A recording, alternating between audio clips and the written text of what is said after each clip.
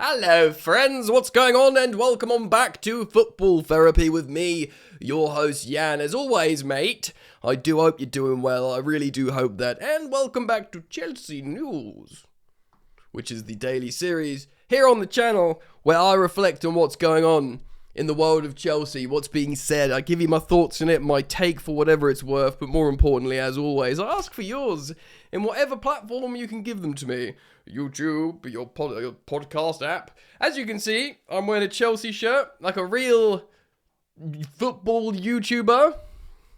I might be 37 soon, but I can still sit in a room in my house and shout at a camera about football in a Chelsea shirt. I put on the bright yellow kit from a few years ago. I do quite like this. Maybe I should start wearing all these football kits behind me. Start adding some colour. Just quickly, I'm giving a very boring story here. I've got a new shirt that I really like, and I thought, yeah, I'll wear that in today's video, but it just blends into the chair. So I thought, you know what, I'll put something on that pops. And here I am, in this beauty. Sort of, was Giroud in this? I can't even remember. Anyway, welcome back, mate. How are you? The transfer deal sheet is out, because it is a transfer window. Lest we forget, it's the 13th of January, a Tuesday, and they come out on Tuesdays on The Athletic. Conor Gallagher's going to Tottenham. Yuck. That's a slap in the face. We can maybe reflect a little bit on that. And Kendry Páez the attitude problem persists. Anyway, I'm still sick. I feel like maybe I went for a really gentle run this morning in the rain. Felt like I was in a movie, man. You know, I didn't actually. I felt terrible. I'm still sick. I'm slowly on the road to wellness. Hopefully, I will get there soon. But in the meantime, thank you for joining me. Thank you for supporting the content as always. I'm most grateful. You can do so simply by just liking this video on the YouTube, subscribing if you're new, or indeed a returning visitor who is yet to subscribe. And of course, support me if you want to on the podcast platform simply by searching Football Therapy Podcast. The video's on Spotify, which is fun, for those of you who want to watch it. I suppose, don't think there's ads on it yet, but anyway, feel free to follow me on your podcast app, give me a 5 stars and all that beautiful stuff. Thank you! Alright, mate, let's do it. First of all, reports coming out from the continent actually from South America, excuse me, Kendry Páez, who apparently had he's the opposite of, we agreed the signings of Kendry Páez and Estevão Willian about the same time. One Ecuadorian and one Brazilian. Now, of course, Estevão's profile is soared dramatically, being this really high profile player for Brazil, why is my brain not working today? Palmeiras, hot dog, yeah. And, of course, even Chelsea has been really relied on. Kendry Páez has gone in a different direction. Of course, he's at loan to Strasbourg. And he's a different profile. He's much more central. I suppose you could sort of look at him as a little bit of a sort of hybrid between a sort of Enzo Fernandez and maybe like a Buonanotte number 10 style player. He'd certainly play in the area of the pitch centrally rather than out wide. And yeah, there's been sort of concerns over his attitude for a while. Now this contrasts dramatically and profoundly with Estevão, who of course is like a humble, sweet, God-fearing young man who I've said before, when there's rap music in the dressing room, will put gospel choir on his headphones and stuff. I don't want to judge Kendry Páez, because when I was his age, I was a load of trouble, so who am I to judge these young men with a lot of pressure on their shoulders? But apparently there's consideration with cutting the Ecuadorians' loan short at Strasbourg this month. Chelsea deemed the playing time and quite pertinently here, the attitude of the Ecuadorian not good enough for Strasbourg. So what do? Do you bring him to Chelsea, to Cobham, to the naughty corner? He's meant to be different gravy granules, mate. For you non-British people out there, it means he's meant to be mustard. Sorry, that was a bit of a joke. He's meant to be very good. Really, really good. Super high ceiling, And maybe some of your football-y nerdy people out there, the tacticos, would be like, oh yeah, why bring him back? Let's use him over the likes of Facundo Buonanotte. No disrespect to Buonanotte, who at times has looked very tidy on the ball, but does often look out of place. Clearly a massive talent, but a concern of his attitude. We'll see what happens with Páez. I mean, Liam Rosenior will know about him. Do we bring him back to utilise him and keep him with the squad and keep an eye on him? I don't know. We will see, basically. Let me know your thoughts on him. Let's move on. We're going to speak about Gallagher briefly, and then, of course, transfers. Or potentially lack thereof. Conor Gallagher to Tottenham. That's a shame, isn't it? He went to Atletico Madrid, played a lot in his first season, which was last season, and hasn't played so much this season. Now, I think we sold him for 45 million euros, 38 million pounds apparently, and they're going to get like 36 million pounds for him, so they'll probably make like a very minor book profit and get their money back. It's a shame because it seemed like a match made in heaven, Conor, for Atletico, and he did start a high-profile Madrid derby recently, but look, maybe it's relevant. You might be thinking, Jan, why are you talking about this? Maybe we've got a sell-on clause. I'm sure we probably do. There might be a percentage. A lot of us hoped he was going to go to Aston Villa and, maybe help them with a title charge. I think George Benson tweeted, he goes to Villa, stops Arsenal from winning the league. That would have been fun. But no, it was actually quite the opposite of that. Joining Tottenham. It's gross. Look, it's up to him. He wants to go out to London. I'm a little bit disappointed because unlike Mason Mount, who's a Pompey fan, Conor Gallagher is supposed to be Chelsea through and through. Maybe I'm being a bit old school here, saying if you're Chelsea through and through, you don't go to Tottenham, but I don't know. I never truly and fully forget. My mic's been clipping a little bit, hasn't it? I need to put a limiter and a compressor on it. I will sort it out eventually. I never really forgave Mourinho for going to Tottenham, especially because he said I would never manage Tottenham, and then the Tottenham job came up and he went, oh, I'm off to manage Tottenham now. So I'm very disappointed with that. Yeah, Conor Gallagher at Spurs, it's not nice, is it? It's a shame. It's just a shame. But, best of luck to him. He's a good lad, and it's his opportunity to move back to London, and he's yet to be called up to Thomas Tuchel's England squad, which I find fascinating.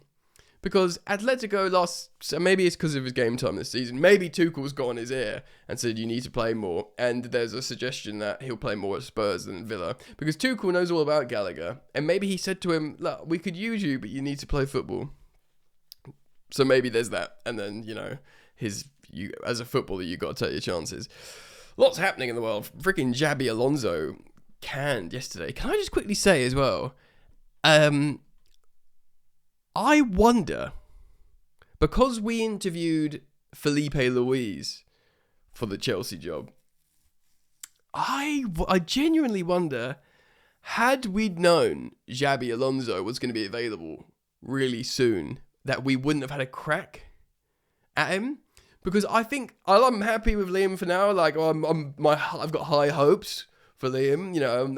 We'll have to see. I've been very consistent saying I think it's too soon for him, but hopefully not too soon that he can't succeed. I wonder, because Chelsea always earmarked Liam to become a Chelsea manager, maybe at minimum 2 years from now or something, and they just had to bring it forwards. I wonder if they would have gone for Xabi Alonso, because the way he worked as a coach at Leverkusen might have suited him like to work as a coach at Chelsea rather than being this Galactico whisperer like political figure at Real Madrid. I just think perhaps we would have had a go at Xabi Alonso and been like, come to Chelsea, mate. You're not going to get all this, like, you're not going to get Kylian Mbappe doing theatrics after a final. You're not going to get Vinny Jr. briefing the media against you. These are young players that, you can mould, and maybe it will be closer to Leverkusen in terms of hard-working squad than that Real Madrid team. Of course, maybe in reality, he's probably going to go to two other clubs, high-profile ones, Liverpool and Bayern Munich.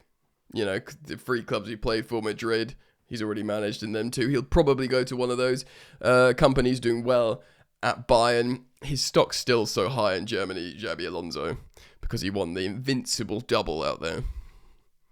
That ain't a fluke, man, especially with Leverkusen. That was a fairy tale.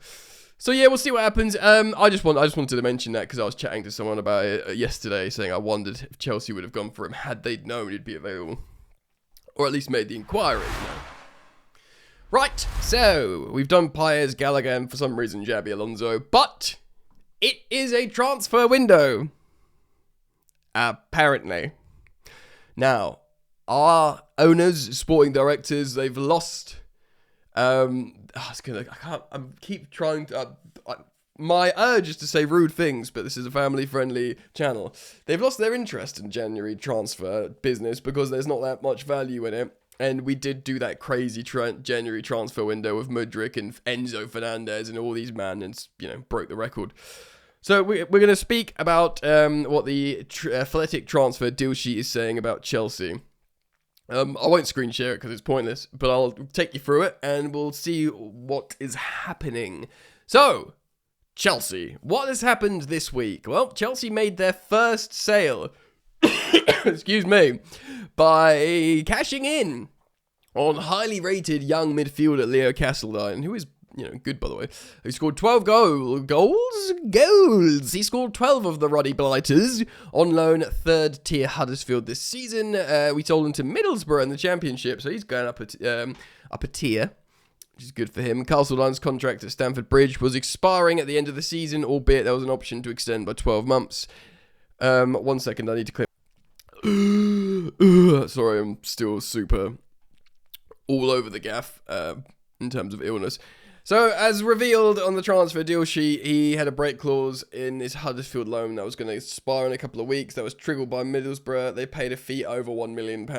Plus add-ons. Bang! Plus a sizable sell-on clause. Yeah, I mean, you can sort of put the farm on all sale of young players having a sell-on clause with Chelsea right now. So I'm hoping maybe some peas comes in from Tottenham, the enemy, for Conor Gallagher. Other Championship clubs were keen, but second place Middlesbrough offer the best chance among suitors to win promotion to the Premier League, and they've been tracking him for some time. Yeah, how's Frank doing? How is Frank doing? Because he started slipping, didn't he? He was running away with it in terms of the Championship table. And, his form, he's got 1 win and 5. He's slipping into Chelsea form. I mean, fortunately, the Championship is ruddy mental, and second place, they've still got 6 points ahead of second place, doing an Arsenal. I hope he does it and wins it, and I hope Arsenal don't. But yeah, Frank was slipping a little bit. They were literally on an absolute tear. And, I mean, in the last 3 games, they've had 2 losses, and they've had 4 losses all season. And also, they've had the 2 draws as well recently. So he's really... Come on, Frank, sort it out, mate. All right, back to Chelsea then. Come on. Come on, concentrate.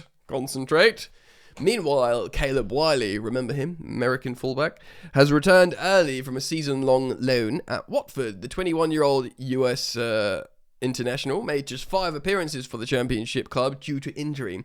Wiley's yet to play for Chelsea following the arrival from Atlanta United for £8.5 million, over €10 million, which is significant.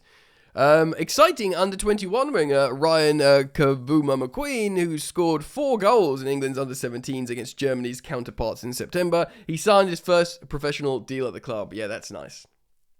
He's a good young player. So, let's talk about some juicy, meaty bits here. Will Rosenior be expecting to work with the players already at his disposal? Of which there's quite a lot, guys. Like, many of us have been thinking, oh, it's nice to see him use Hato and trust him, and maybe some other players like Guy will get a bit more of a chance, and, under Liam as opposed to Maresca. So, under new head coach, he's already spoken about how decisions over signings will be collaborative. Yeah, can I just say, I was really quite taken by his first press conference, and I remain really charmed by him. And in the words of Simon Johnson, he saw it. That first press conference he obviously prepared for, and it is a lot of PR, and I know a lot of people see it as just like, lip service or whatever. And I get it. And he, no matter how much you believe in the new head coach and think he deserves his chance, he's got a great story, he's a good coach, he's got a great backstory in coaching, he was always supposed to be a coach, and it's great how we've got a young English manager, and we've got our second black manager in our history, and yada yada yada. It's all like positives. He's still absolutely a company man. And even if he's not like, he's a company man by default because they've given him his chance and he's, probably does have a good relationship with the owners and the hierarchy. So, like, no matter what, he's going to say nice things about them. No matter what, Hopefully he does well on the pitch. Chelsea win. And, I guess really you want harmony.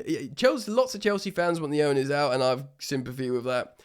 So they won't want the Chelsea manager to be saying nice things about them, but ultimately, if you want harmonious, landscape for success, people have got to be nice to each other and not hating on each other. That's just how life works in every sort of, facet of life.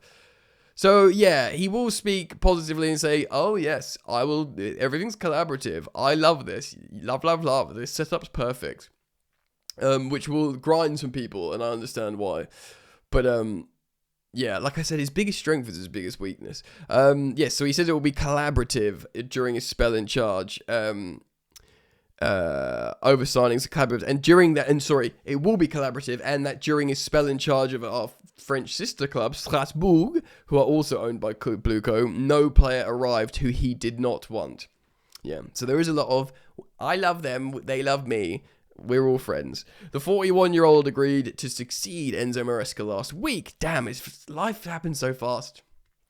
And the transition has been a smooth one due to the close relationship already established with the hierarchy from his Strasbourg reign. Talks over transfer plans have taken place, and while the thought process is geared towards recruiting in the summer, yeah, we love the summer transfer windows now. We've had enough of the January ones, apparently. When more options are available, making signings for the first team before the deadline on February the 2nd is a possibility, should the opportunity present itself. Right, so that is your briefing. We don't really, there's more, we'll speak about that in a moment. We've got a good squad, we're only going to get players the manager wants, he's happy, we've got loads of players to choose from, there's maybe players that Enzo Maresca wasn't using that should be used to help our season and offer us more options, yada yada yada, do you know what I mean? There's a lot of that. So that's tricky. But they're also saying, hey guys, we'll buy players. If a player comes up, we'll buy them. I just realised as well, it is the day before the Arsenal game, so I'm probably going to build a lineup at the end of this for a little bit of fun. It might be a bit of a longer video for the Arsenal game, which is of course a huge high-profile game. So yes, there's your briefing. They're saying we will potentially buy players. So what player positions are they looking at? This is of course a format of the deal sheet. By making an inquiry for Bournemouth's Antoine Semenyo, pour one out for the one that got away, guys, at the end of last month, Chelsea have already shown that signing another attacker is on their agenda this year. The Ghana international opted to join Man City, though. Meh. Chelsea, he would have got way bigger wages there, immediately off the bat, depending on where you think they are in sporting structures. There is uncertainty at Man City. Pep's probably going to dip, and 115/130 unknown, etc. But, he's probably clause in his contract. If that pops off, you're allowed to leave for free or whatever. Chelsea also want to buy a midfielder, excuse me, and defender. They have players in mind. Ooh, why can't you tell us, though? And they can bring forward their plans to recruit them now instead of in the closed season, if the club want to. This is such a reeks of briefing. We could pull that bird if we wanted to.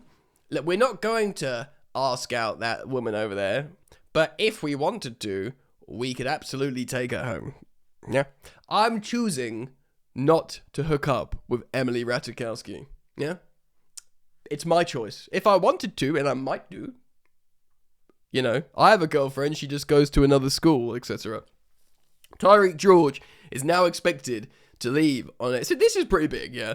Tyrique George is now expected to leave on a permanent transfer this month. The talented England under-21 international winger has started just 2 games since the end of October and has not been in any of Chelsea's past 6 matchday squad. Bang! That was the telling scenario. I was thinking this. I should have said it. I probably did say it at one point. But when he's not appearing in matchday squads at all, he's being wrapped up for a permanent transfer. Not a developmental loan. He's going to be sold. Of course, he had a loan move to Fulham that broke down. It speaks a bit here. The 19-year-old scored 6 goals for Chelsea in 37 appearances. He agreed a £22 million move to Fulham. Permanent. £22 million. I'm sorry. Pure profit sale. The last summer, only for the move to break down in the final hour. Yeah, I'm kind of okay with this. You know, it is my camera straight? It is a lot of money in terms of being a pure profit sale, and we got a lot of wingers and young wingers. And out of him and Josh Achampong, you want to keep Josh, really. So I kind of give my blessing and wish Ty all the best. He's a great young player. Chelsea are considering recalling Ecuador international Kendry Páez. We opened with this from a South American report, from which he's meant a season-long loan at Strasbourg. Páez made 20 appearances, but only started 7 of them, and is increasingly left out of the side and moved to an English club instead of those options. Of course, that would open up an international loan spot if we take him back from Strasbourg and loan him somewhere in the Football League. Oh, and he literally just says that afterwards. David Washington, remember him, was earmarked for a loan away this month, but now could be a doubt after he picked up an injury. What a weird signing. What a weird... I mean, I'm not going to spend time speaking about David Washington. It was just a weird signing. As consistently highlighted, Chelsea are keen to offload Raheem Sterling. Yep, we spoke about that yesterday, so I'll leave that for the moment. And Axel Disasi this month, but nothing has progressed for either yet. Yeah, man. I mean, it's very much, we will maybe do stuff if we want to, but probably not.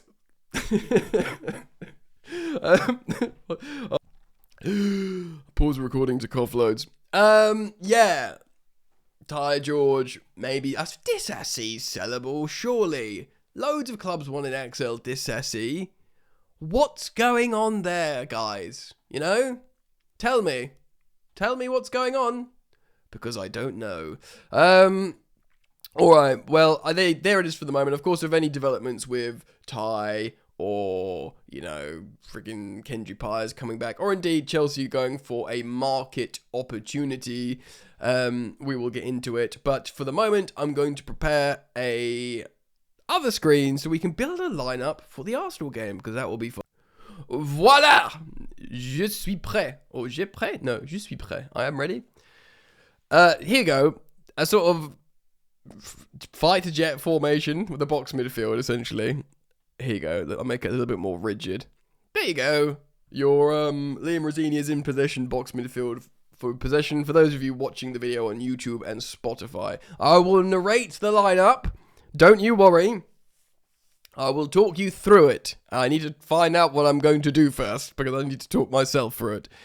Now, it's important to note that Caicedo is absent for this game.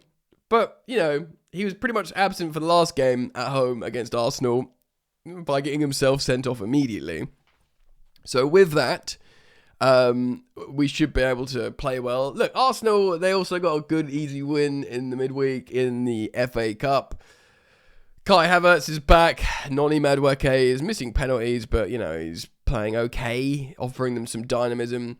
There's a lot of stuff to consider here. Now, I'm really... Okay, so let's put Sanchez in goal. Rob Sanchez. Liam Rosenior has been speaking loads about how he's been preparing for this game. I am going to play... this is tricky, man. I'm going to move this around. I'm putting in Chalobah. I'm putting in Wesley Fofana into the starting lineup. I'll say it now. I'm making a double pivot of Andre Santos and Reece James. So Reece James played so well in the midfield against Arsenal when we went down a man.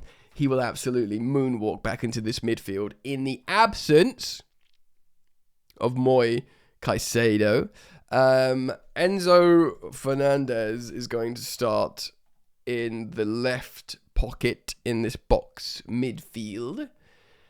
And Cole Palmer on the right pocket. And I think I want, Liam Rosenior to really get into Palmer's ear these last few days and just get him to express himself. Now, The width on the right, for me, will be held by Malo Gusto.